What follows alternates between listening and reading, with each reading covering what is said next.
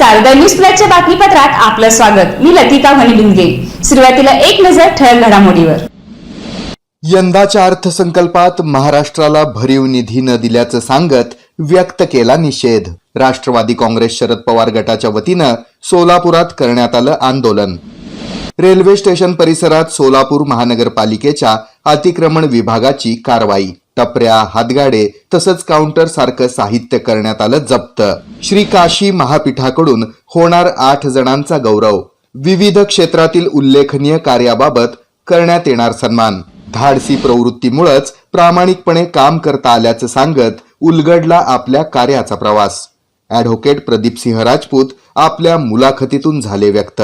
आणि ऑस्ट्रियाची राजधानी व्हिएन्नाचं काय आहे भारतीय कनेक्शन, जाणून घेऊया द न्यूज प्लसचे संचालक उमाकांत चौंडे यांच्यासोबत. पहा विदेशवारी सोलापुरीचा खास वृत्तांत.